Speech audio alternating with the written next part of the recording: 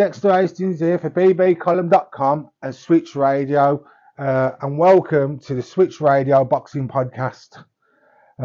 Today, I've got a good friend of mine, had over 100 unlicensed fights, and then turned his hand to the professional ranks where he had 15. Josh Hodgins. Josh, Oh, thanks. you all right, mate? You okay, mate? Yeah. Yeah, so, Josh, how did you get into boxing? Oh, where do I begin with this? Not many people know this, but I joined the army when I was 18, and well, I basically discharged really early. Long story, cutting the rubbish out. But I was really angry and fed up with my life, and I was working with my dad, and he'd tell me tales also of my great grandfather who was a professional boxer. And basically, I just channeled all that frustration into boxing. And just by chance, one day, my mate said, "Do you want to fight this lad at the Jaguar Club?" Do you remember the old Jag Club? It's gone now. And it was against a real tough lad. Can I say his name? Yeah. His name was Ben McLaren. He was from Ward End. He had a bit of a reputation, like. And I've never boxed in my life. I've never hit a punch bag at this point or anything. And I think, well, I can do it. And I get in the ring, and the first thing that happens, he chins me. I mean, I take it. He hits me on the chin, full on. And I got through the fight. It was a real good fight. I lost, but from that moment, I was addicted. And that's how it went, yeah. Fair play. Had you gone to fight then by this time? No, it was actually this kid called Ben, who I fought, obviously. He introduced me to a trainer called Sean Cogan. Oh, okay. So I would have been about 22 at this point. And I say, like, I've never hit a punch bag or skipped in my life. I just had this white collar fight. And yeah, and from there, that's how it all went then. I trained with Sean for a good 10 years at fight then. Right. And, yeah. So with that, there was a big injury in this, right? How many fights had you had before the injury? Just the one white collar fight. So it was straight away. I started training with Sean, obviously, because I'd never done boxing before. I know I had, I'm famous for a meaty left, but I had a meaty right at the time. I was a powerhouse. Yeah. But I know I was rubbish at boxing, but I could punch. And I was training and sparring all these lads. Didn't have a clue what I was doing. I was windmilling a lot of them. And then one day, I remember, I don't know who I was sparring, but he like clipped my shoulder, did. And using all the science of it all now, it was like a subluxation. My shoulder was popping in and out. Okay. And this constantly kept on happening. And then to one point, it fell out. And a bloke called Jason Lowe popped it in the gym, put it back in place for me.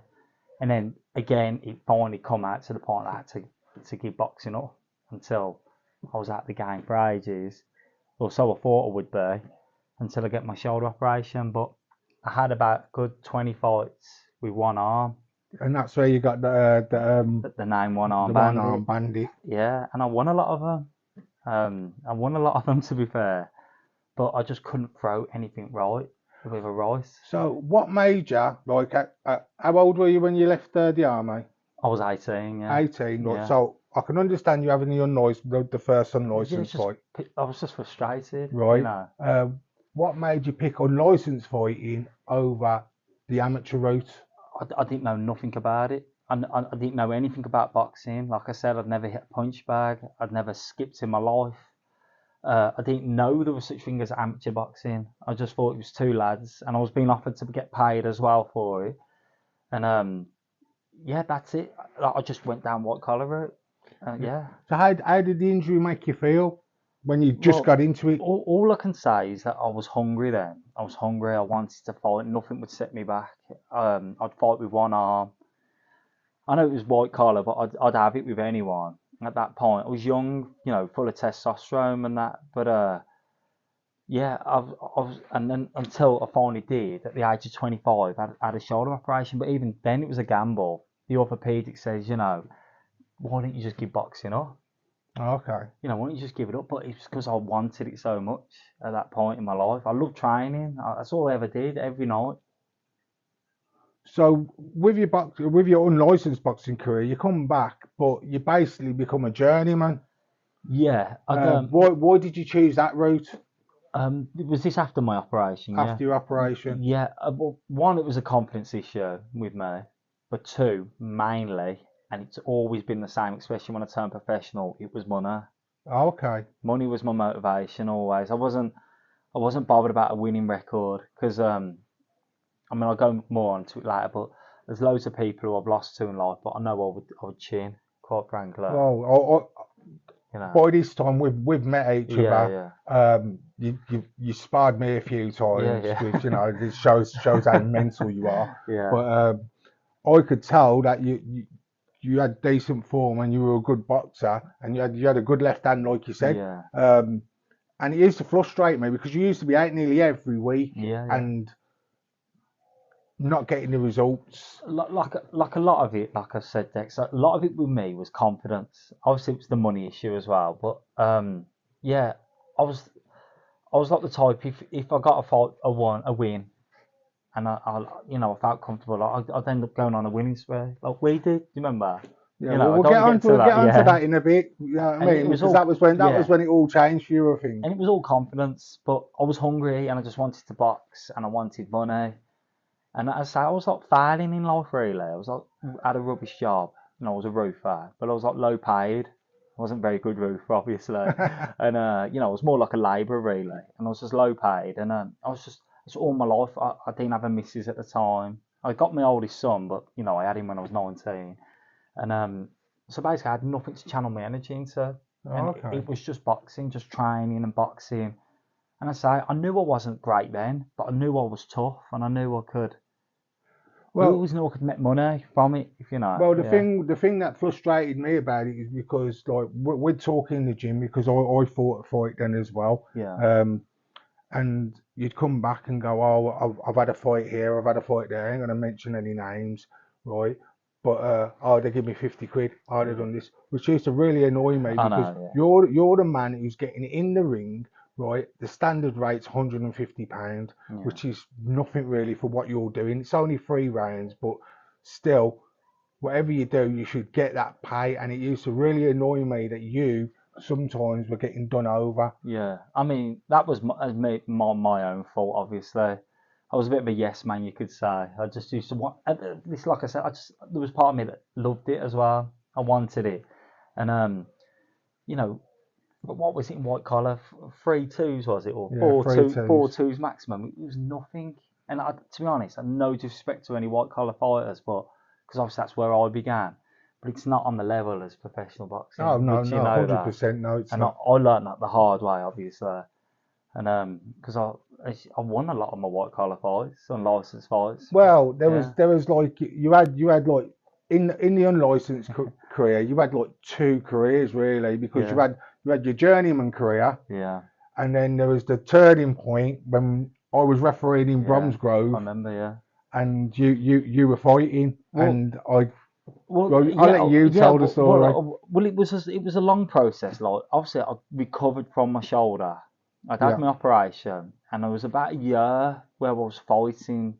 You weren't in my corner at the time. I used to have like lads from the gym, Nathan Nash and Craig Taylor, they're coming out me out, and I remember I fought some really like the big names now, like James Kennelly was one of them. There was some tough lads I can remember, like Charlie Smith. They were real tough lads I can remember.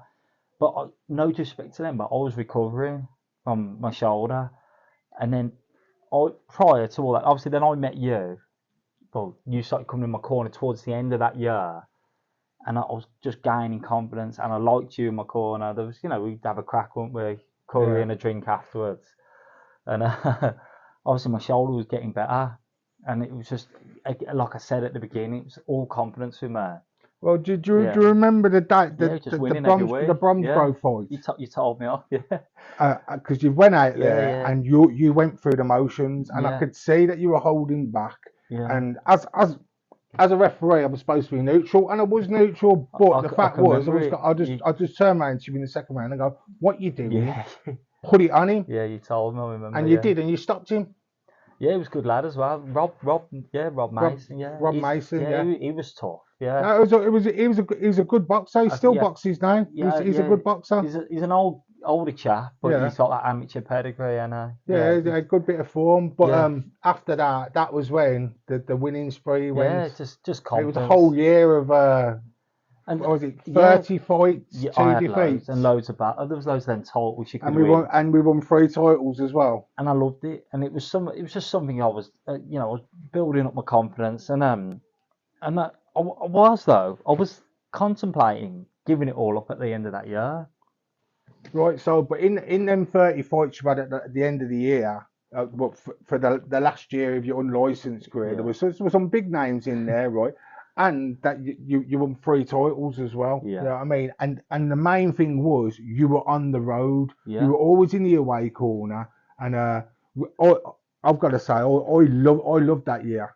I yeah. love that year. I did. It was as I say, I built all my confidence, and like we had a crack as well. I look Yeah. forward to it. Yeah, it was like that because we were the away boxes. It didn't matter, but we just kept winning and we kept doing people over. There was no pressure. Didn't have to make weight really. I used to fight what light heavy. I was quite a Yeah, big lad, and I just, I say muscle more than fat, but whatever. I was a big lad, and we used to just have a crack, and it was yeah. good. So, what fight would you say out of all your fights at unlicensed was your hardest one?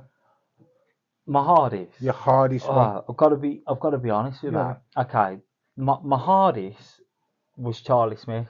yeah. I felt like he was a real big hitter. I remember him. Like I remember. Oh, actually, it was eBay. It was eBay. eBay, It was yeah. eBay. Another boxer that I I'm trained. sorry, mate. It was eBay. There's me going like Charlie Smith. I remember him being tough, but it was eBay. It was eBay because I remember because he was unorthodox. You remember I got battered. I My know. face was I was in your obliterated. corner. It was one of the ones that we lost. Yeah, that one. Yeah.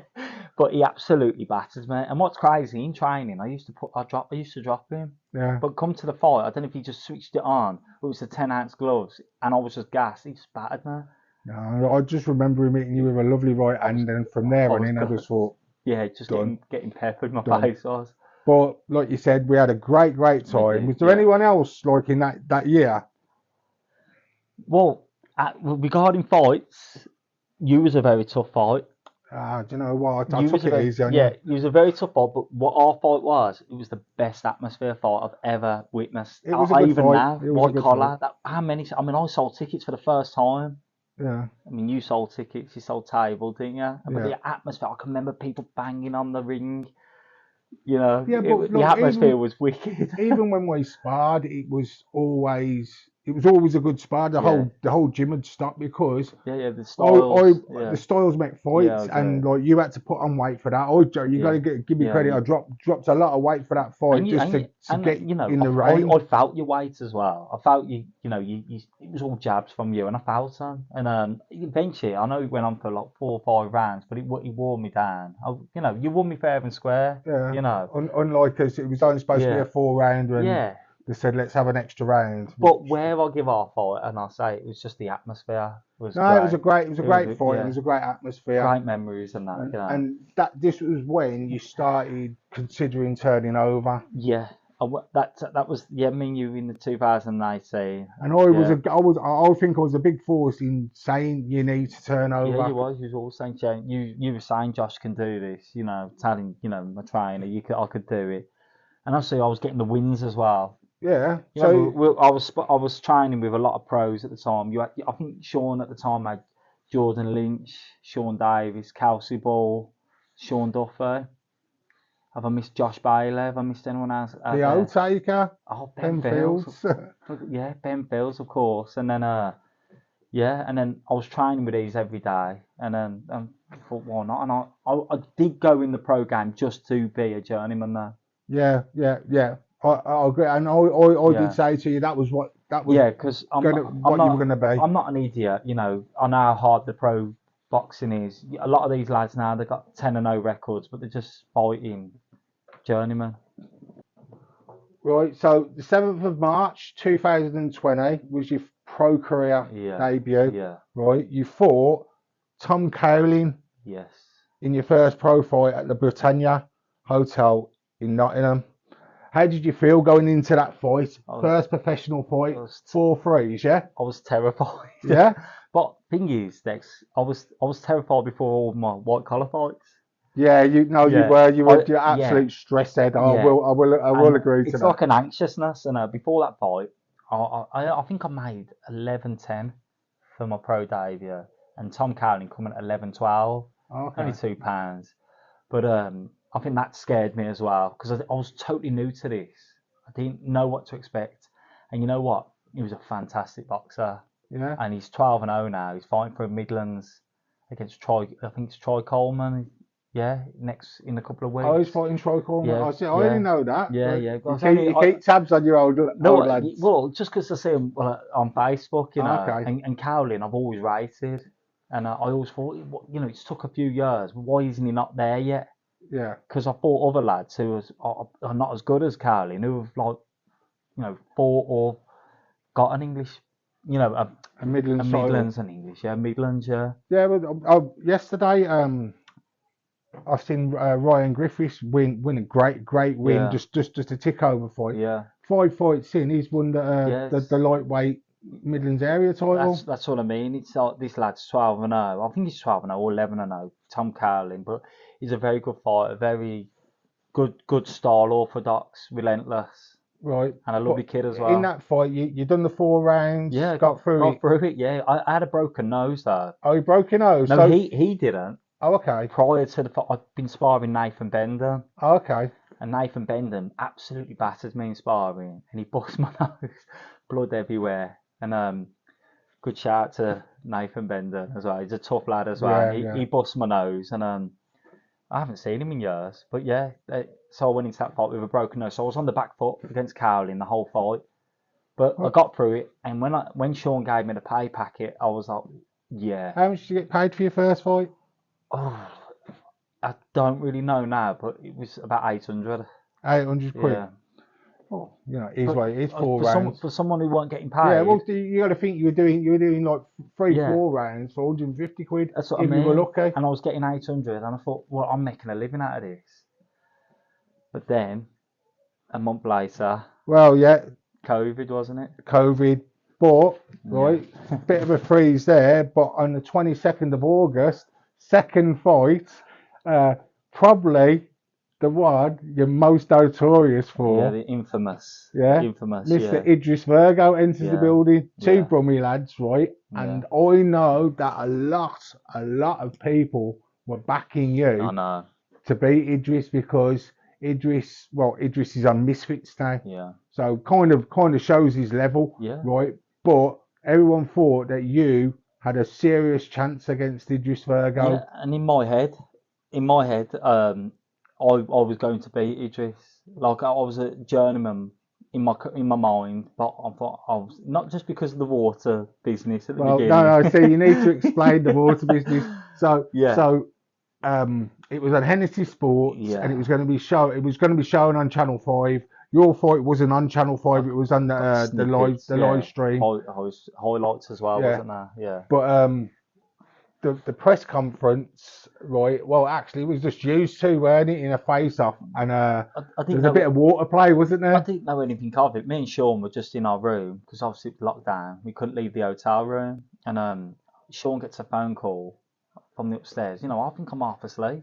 I've got my Fight Den t-shirt on, just chilling, like I'm nervous as I always am. And Sean says, "Listen, we're gonna go down and have a conference with Idris." And I went, "No, I don't fancy it. It's not me. I'm not that type." He went, "Come on, you're only gonna do one." So, go on, there I was. I followed Sean down, and there he was. We walked into the room. There's all these cameras. Remember, I'm new to the program. Yeah. I'm gobsmacked. There's all these cameras.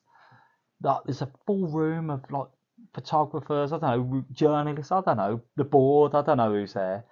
My manager John Pegg was there, and all the other lads who were fighting on the show were there. And I'm like, oh my god, there's he dressed in like a full jacket and shades on, and I was just thinking, I'm thinking, oh god, here we go. So we sat down, and I always play it like the way I'm just gonna say, I'm not gonna bad talk anyone because I know anything can happen. I've been humbled before, and but like I say, in my head, I thought I'm gonna beat him, and then he was just like mouthing off at me, and And I was like, I can't handle this, and I'm not, I'm not the type to just get up and left hook someone.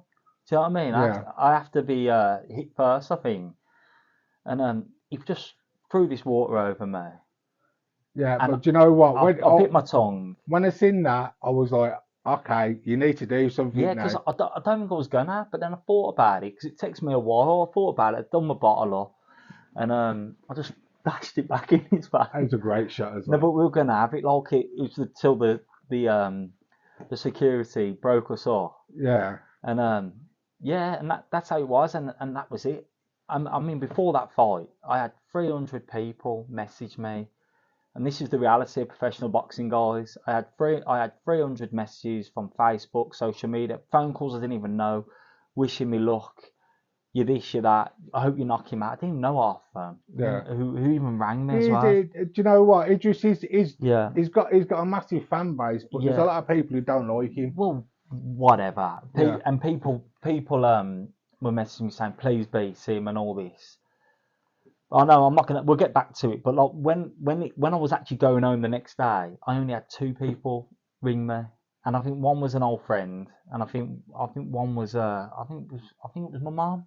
No, I don't really see, don't really see her much, no Yeah. disrespect, but and it just shown me then the reality of boxing. Right, but wasn't there a point after all of the scuffle and the Yeah, fighting and all that yeah, you was walking back to yeah, yeah. your finger and He gave me a wink. like He it gave was me a just wing like it's part of the game, part of the and I game? knew then because I was gonna go at him. What's your problem? But he just gave me a wink, and I realised then, he's not a bad guy. He's not a bad guy, and he beat me fair and square. It was a brilliant shot. Yeah, well, so let's get Yeah, onto that. So yeah, this is like televised. There's no yeah, crowd because of yeah. COVID. You can imagine how anxious I was now. Yeah. You get in there, Yeah, right, and you swing for the I hills. was just windmilling with a left hook. I was angry. I wanted to get him, and if you watch the first minute, I'm on him. Yeah, no, I'm on him. 100%. And I just thought, because I've got an engine, and I thought I can wear him down, and yeah, and then you might not see this on the cameras, but he throws a little uppercut, and just before it gets stopped, he throws an uppercut, and it like stops me in my tracks a bit, because them honestly, them Everlast gloves, they're Yeah. a lot bare knuckle, honestly, but whatever. I felt the weight difference as well, because I think he was a bit heavier, Idris. But that's a different story because I come in at 11. I come in at 11:10, but I'd had like a chicken dinner before the weigh-in. I reckon it was Okay. about 11:06, whatever. And then he just caught me. I threw a rubbish jab. He slipped it fantastic and caught me. So fair play to him. He didn't just catch it. It was. I was Do you know what? I was It's. gone, I've still got to say it's one of the best body shots I've and it seen. was a counter as well. The way you Yeah. threw and he slipped under and just smashed it.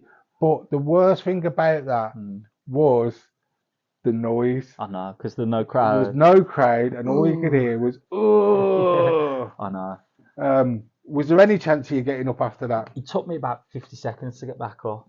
So we're talking a minute. Yeah. Like just under a minute to get up. I think the punch was that hard, on downstairs. I even had blood coming out my nose. I mean, I don't know if that was from an earlier punch but I think that it was just that powerful. I was just gone. I mean, I'd had a real hard camp for that as well, Idris. I'd trained really hard for that. And it's just, there's nothing I can show for it. But he beat me fair and square. That's boxing. Yeah, no, that's boxing. Yeah. But then, so you had 15 professional fights all Yeah. in all, Yeah. right?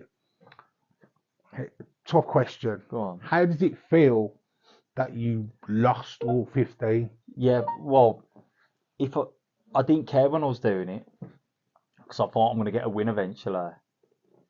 But we'll get to it. But obviously, when I actually retired, then there was a lot of regret, a lot of guilt, thinking like I could have done this totally different. But it's helped you pay for your house, hasn't it? That's how I brought my house. But do you know what? Yeah, So them 15 fights, win or lose, Yeah, they've done you the world of good, ain't they? yeah, I did it all for a reason. Dex, But yeah, it's all right me regretting things and that now. And I know I had more in the tank. I still sometimes think I've got more in the tank. Obviously not now, but yeah. Right. So your last two fights, right? I They were the ones that where he solidified my decision. Yeah, started looking.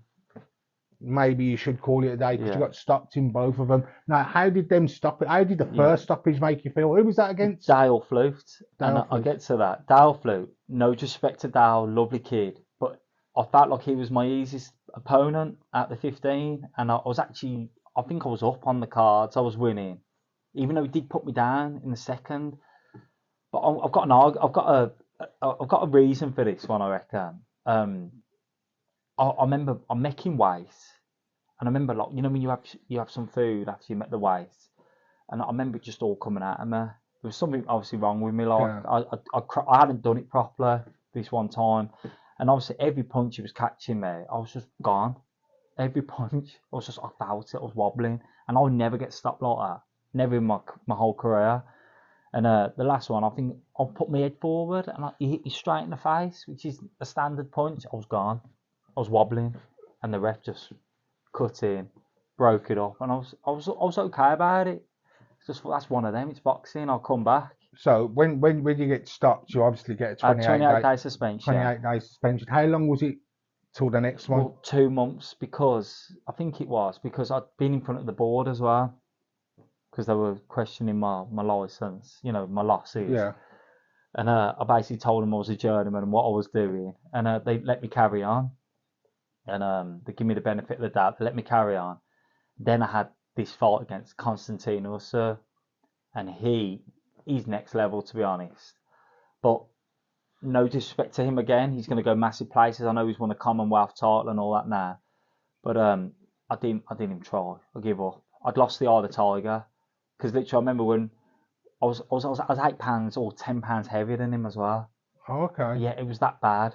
I'd come in at midweight. He was game as a badger. I remember him coming in the ring, the old eye of the tiger look. Yeah. For the first time, I couldn't stare him out. It was Oh, the okay. first time, so that's when in my head I knew, is this time? But again, my missus was about to I was drop. going to say there was a lot of things going on at that time. Yeah, I'd had weren't my there? house up for sale. I remember, I just wish I had a break.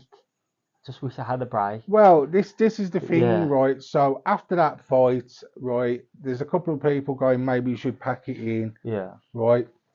I'm I'm like, just take your 28 days at that yeah, time, have a think about what you're yeah. gonna do. But you kind of I lost was, the plot a little bit, didn't I you? did. I had about 4 month moment where I was just like, so I'd done that. I'd had the 28 days. The missus had the baby.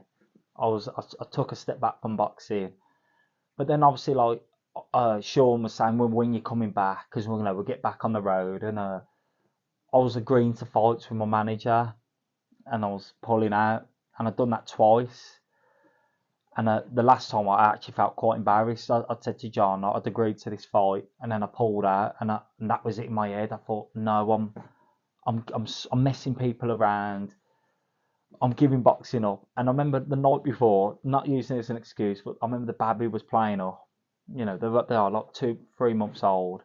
My missus was recovering from like a C-section. I was making weight. I just wasn't thinking right, and I was starving to make more weight. And literally, I just made the decision. I thought, listen, I'm contacting the board. This is it. It's over. So I'm forcing out my hands. So tell me, what did you do? Obviously, I told Sean and John, and like an idiot, I emailed the British Boxing Board of Control Right. saying I've rendered my license. I don't want to box anymore. And they sent me, an email back saying, well done for all your fights, blah blah blah. Okay, well, we'll pass it on to the Midlands secretary or whatever. So now I'm out the ring for 9 months. It's done. It's over. It's over. So Boxing how did you feel after that? I was happy because I was eating what I want again. I put on about 2 stone. I was happy. I could concentrate at work and the baby and family. You get a better job as well. You started with the No, driving, no. truck I driving. was still working for that company at the time. I should have given them up long ago. But yeah, that's a different matter. But then after about 9 months, I started getting the hunger back a bit. Yeah. I was coming to your gym then, Yeah, well, Paddy's. you brought Aiden back. Yeah, Oh, but no, me, it was just me initially. I come yeah, to your gym sparring you and, Charlie and all them lads. And I was starting to get the drive back a bit because I couldn't make Sean's gym anymore because it was too far from me. I'd finally bought my house and, or I think I was in process of buying my house. I forgot now. And, yeah, I got the hunger back and I contacted John saying, listen, I want to fight back. I've still got my license. I've still got a few months. So basically, I then contacted the Midlands secretary. I think that's Warren Churchill, and he's a sound bloke. yeah. He's one of the best out of them all, and he'd agreed to meet up. Meet up in front of the board, and obviously I met up with the board, and they basically said the final words were, you're the wrong age of 30. You've had all 15 losses. You've been stopped in your last two. I think we should call it a day, and don't agree with them. Don't agree with them. Well, there's people there like Yeah. Michael Mooney yesterday. Yeah, I know. He had his 121st I fight. know. He's only won 10. Yeah, I know. And And his game as a badger, and yeah, he actually give Nico Oblique a good test yesterday. yeah, Asked him a lot of but questions, yeah. which you would have done to a lot of boxers, in my Well, opinion. this is what I actually said to the board at the time. It's all right saying what if and that, but I'd actually come to the arrangement that I was going to start winning. I'd spoke to John. I'd had a break from boxing. I thought I'm going to start winning. Or even if To have a go. yeah, and even boxing that's silly. I don't, no disrespect to any of these lads who are like 5-0 and that, but you're only winning because you're selling tickets. Yeah. It's that brutal. I know people ain't gonna like what I'm saying. No, do you know what? There's a lot of people who know that. You know what I mean? But to be fair to all the road warriors, Poochie at the time, Jordan Granham, all these journeymen. There's the Baltic Bomber, Seamus Devlin. I remember them all. We are literally thrown into the pit with the best. And yes, now and then you might get an easy fight, and you might scrape a win, but a lot of that's just luck. Yeah. Because it depends on how that opponent is on that day. Because they're usually the best. They're the best. They're all going to be fighting for Midlands or English titles eventually. And we are basically, journeymen, I've realised, are treated rubbish. But we're making all their records. Oh, well, do you know what? I love chatting to the journeyman. Yeah. Right. Like Paul Cummins. Yeah, Paul, you know what? He's Michael MJ Mooney, Hall and MJ Paul Hall. Cummings. I mean, I said that to MJ Hall and Paul Cummings. Because they're from the Midlands as well. They were obviously my two favourite. And I know MJ Hall, his game as a badger as well. He'll have it with anyone. Yeah, Won't but they do a job, right? Yeah. And if it weren't for weren't for them. it weren't for Yeah. yourself and all of them, right? These up and coming prospects wouldn't get. And I understand the fact that they need 5-6 fights Yeah. to educate themselves in the art of boxing, because you can come from the amateurs. Yeah. It's not the same. It's Boxing, just not the same. Boxing is a learning game, and I get that, and I get why they fight the road warriors, the journeyman. But I'm telling you now, it's not an insult to half of them, but you're only there because you're fighting. And I know people might think that's an attack, but if you're literally if you were thrown in the pit like the journeyman were straight away, you wouldn't have that record. You'd probably be stopped after your third fight. Well, but this is how I'll probably sound bitter there, though. No, you are right. Yeah. But what it is that they're talented fighters, Yeah. but they need to be. And what like Michael Mooney, yes, sir, Yeah. is educated Nico, right? Yeah. Nico's come out of that fight knowing more than what he did before he come into, and that's how they build the blocks. Yeah, I mean, fair play to Nico. I mean, I know Nico. He's a nice lad, and I've never met. Michael. Yeah, I never met Michael. And even when I was on the road, I never madman. met him. Yeah, but I'd heard of him because I think I saw him box Sean Davis actually. Yeah. And I say, like, yeah, these lads are needed. I get why it's all about training the prospects, getting them ready. But the truth of the matter is, I think the British border control or the promoters, I don't know how to word it. That's why you're getting all this influence boxing. Yeah. Because at the end of the day, no one wants to see a prospect anymore just jab a journeyman's head off for 4 rounds. We want to see 50-50 fights. And I think that's why I think the board are destroying boxing, but I don't know if it is the board or is that promoters. I don't know. So yesterday, right, I was at a show, the BCB show. Yeah. Troy Jones fought for the English title. Yeah. Yeah, right. He was 10-0 going into it. Right. He's a good fighter though, isn't he? He's a great fighter, Yeah. but at that point he'd only fought a journeyman, right? But a journeyman had put him down, Yeah. right? He'd showed That he'd learnt from it. well, he showed me there and then the way he got up and carried on and won the fight that he had some minerals about him, right? Yeah. And then in the fight yesterday, he showed the heart, and that kid's going to go really far. But if he hadn't had them learning fights, I don't think he would have been ready for an English title. You've answered what I was saying then, really, because you know, there's me being a bit like hard critical of it, but yeah, I understand that they need them learning fights, but sometimes, you know, again, I'm sound bitter, don't I? But sometimes I wish I had them sort of fights at the beginning, because I might have had a 2-0 record, then I could just go on the road. But you know, to do that, you need to be able to sell tickets. And I'm not a ticket seller. Yeah. I'm not very popular. You know that. You know, I'm like, what is it? What's the word? I'm a popular loner. Is it? Yeah. It's one of them. But what are you doing at the moment then? Are you still involved in boxing? Well, I actually know the question. Yeah. I know the answer to this, but like, please tell the audience. Yeah, it's my oldest son, Aidan. He's only 12. I bring him to Paddy's gym in Erdington, and yeah, he drags me down still now and then. Now and then I try and do a few rounds with you, don't I? I mean, I'll put on about 3 stone now, yeah, but still not my weight. Yeah, mate. But yeah, and you still batter me, obviously. But 53 as well. But yeah, Aidan keeps me, and you know what? I didn't want to push Aidan into it. I don't like boxing. It's not my thing. I know I did it, but it's something I haven't really encouraged. But he wants to do it, and I will back him. Well, we're talking to Darren Meddings now about getting him carded up. So Bartley Green. Bartley Green, Nana's gym. Yeah. Aidan's he'll do a job. He'll do better than you anyway. Yeah, well, and I will protect him as well. I mean, he had that hard spar on a Monday. And I watched the video. I was quite critical of him, and I shouldn't do that. Yeah, actually, Dana trainer said that. It's because I want better for him. It's not because I don't want to push my son into it, but it's because I know what I was capable of, and I'm thinking, like, you know, go be more rough and ready. But he's a better technical boxer than me, and I was critical of him, but I look back on the video, this is what I was getting, and he actually did better than I actually thought. Yeah, the kid he was fighting was a tough kid. Aidan had already fought him though. Yeah, but he'd improved. He's had the lad he was fighting. He's had a couple of exhibition fights and that. You know what I mean?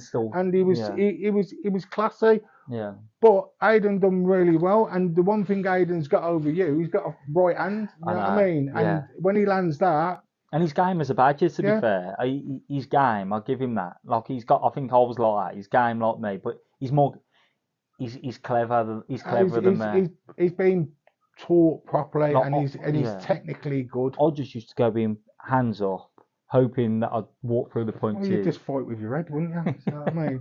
But yeah.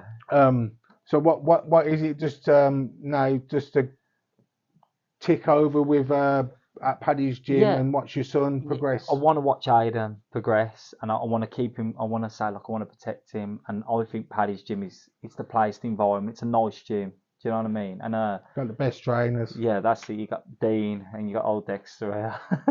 Thank you very much. Yeah, no. That time you mentioned me. Yeah, no, and that's what I mean. For me, it was all about confidence, and I want him to feel comfortable and be confident. Where, you know, just to have a better chance than I did. That's if he wants to do it. He tells me he wants to do it. He was half in tears, you know, on Monday, but I can't wait for next week. So he wants to improve. So yeah. Well, on that note, Josh Hodgins, thank you very much. Thank you, Dex. For Switch Radio and the bbcolumn.com. Yeah, thanks, Dex. Nice one, mate. The Birmingham Boxing Column is the #1 website for boxing in the West Midlands, reporting on all aspects of boxing in Birmingham and the Black Country. With a boxing fan with a website, Dexter Hastings reporting on the local boxing shows and interviewing the boxers themselves. bbcolumn.com is the only website you need for boxing in Birmingham and the Black Country. Now with their new collaboration with Switch Radio, check out bbcolumn.com for all your boxing needs.